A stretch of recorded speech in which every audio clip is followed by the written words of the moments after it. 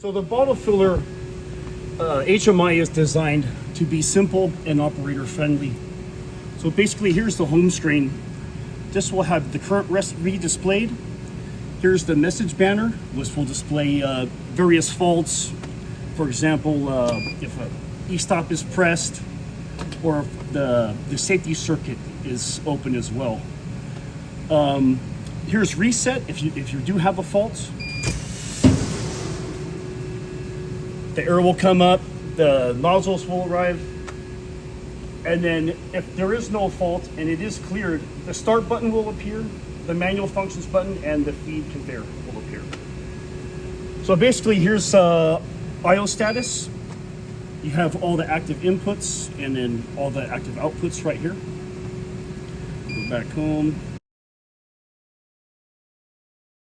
So the recipe screen, this has your conveyor speeds and all the timers, so you can set the sequencing just right.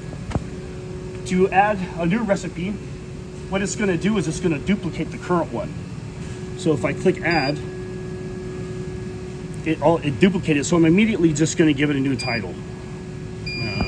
I'll do anything for this demonstration. And then you can adjust the new settings from there. You can also delete. It'll just want you to confirm that's actually what you want to do. And so we'll go to the manual screen, all the manual functions. Now, if the drip tray is extended, the filler down button will not appear because you could crash the drip tray if it lowers and the bottles are present. So if it is retracted, then the filler down will appear. But that's pretty self-explanatory. The manual functions will not show up if you are in auto run.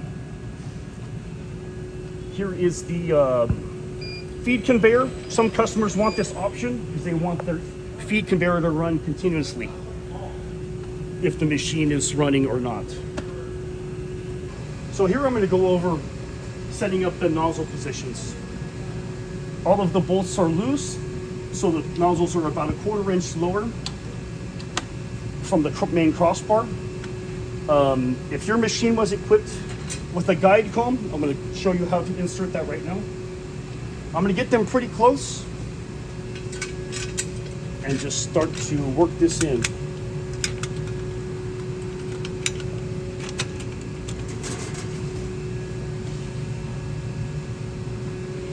Tighten down one corner, the other corner,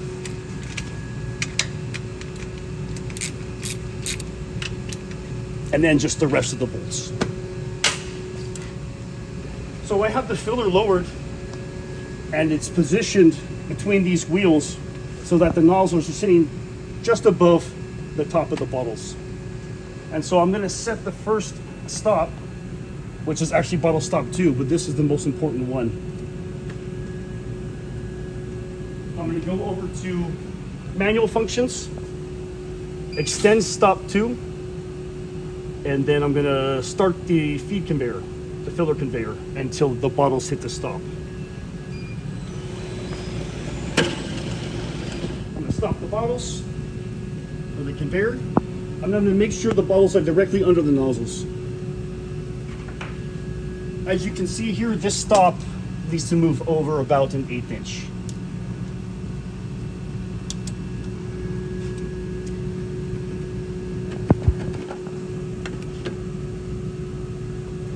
And I'm going to start the conveyor again. Recheck. I moved a little bit too much. Start the conveyor again.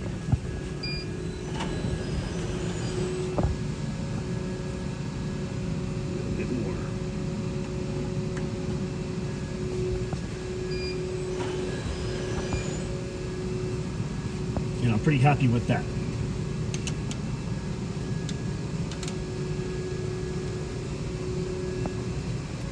Next, I'm going to check the position of this stop, bottle stop 1. This stop is actually what creates the gap after the cycle's finished. So when the bottles clear out, bottle stop 2 will fire right directly between the gap.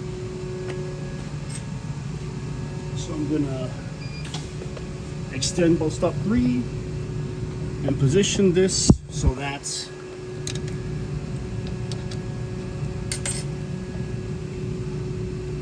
the set screw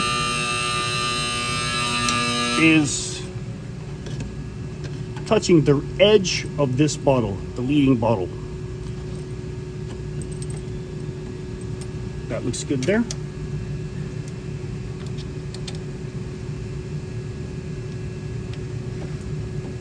Now, this machine has an index filling feature.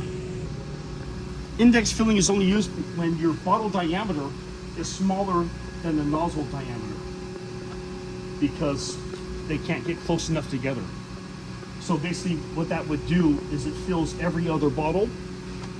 Bottle stop 2 retracts, bottle stop 3 extends, and it indexes 1 bottle over. After that filling is complete, it will clear off the bottles again. But for these particular ones, it just barely makes it so that the nozzles aren't touching.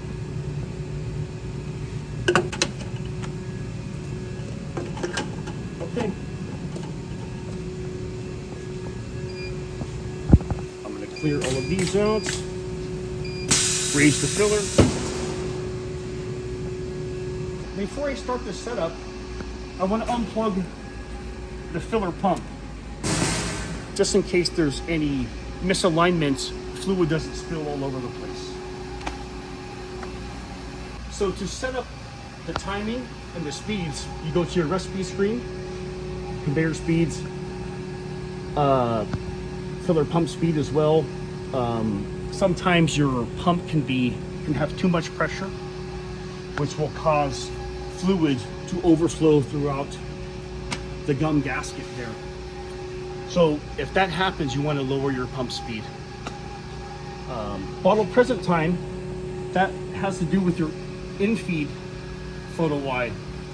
And that basically is how long this needs to be on before the cycle will start. Your fill time, pretty obvious. That's how long it will fill for. Fill done hold time is how long it will wait and let the fluid drip off of the tips after it's done filling before it starts to move up. Bottle gap time is pretty important. That is when bottle stop 1 will retract and give the bottles a gap so that bottle stop number 2 can fire right in between the gap. Cycle start delay is also the most important time as well. That's when bottle stop number 2 will fire between the gap. Tank float hold time is basically, there's a float on the tank and it's only an upper float. So when the float goes down, that's how long it will wait before it begins to fill again. And that's the customer's option right there.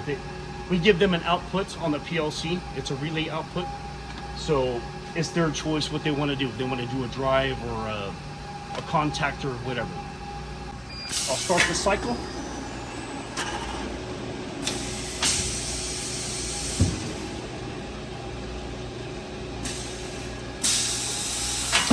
Bottle stop, that's my gap. Bottle stop 2 needs to fire in the gap. And the cycle continues. So I'm happy with that timing right now. So what I'll do now is lower the filler nozzle manually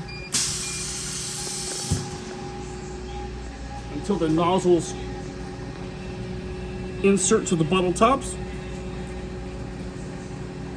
And I want the springs to compress about 3/4 of the way down.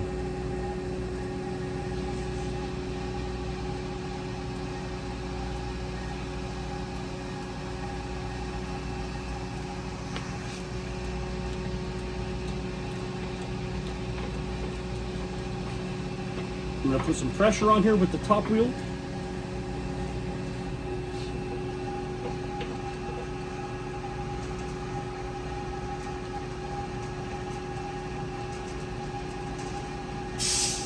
And I'm pretty happy with that right there. Raise the filler head up. I'm happy with those adjustments. I'm gonna do a couple dry runs. I have plenty of bottles filled up, all empty. The pump is unplugged. We'll give it a start.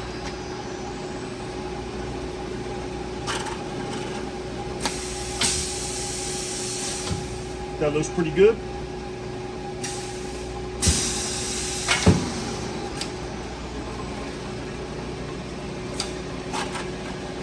That looks good.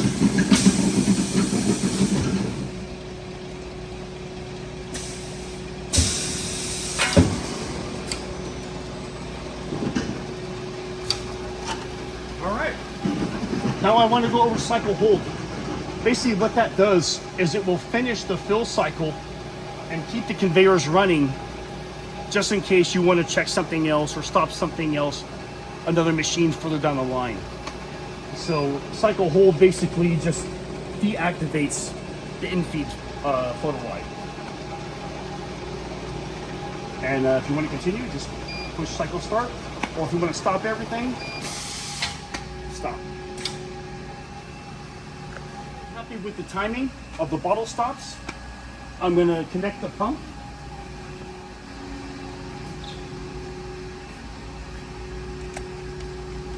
And then I'll do a full fill run.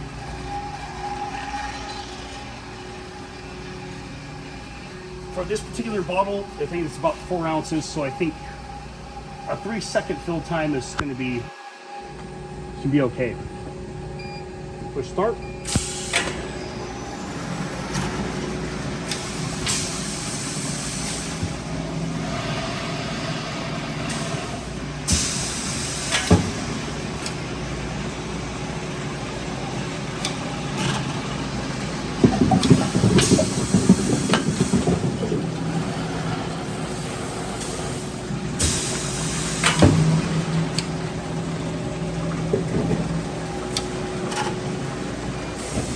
And there you have it.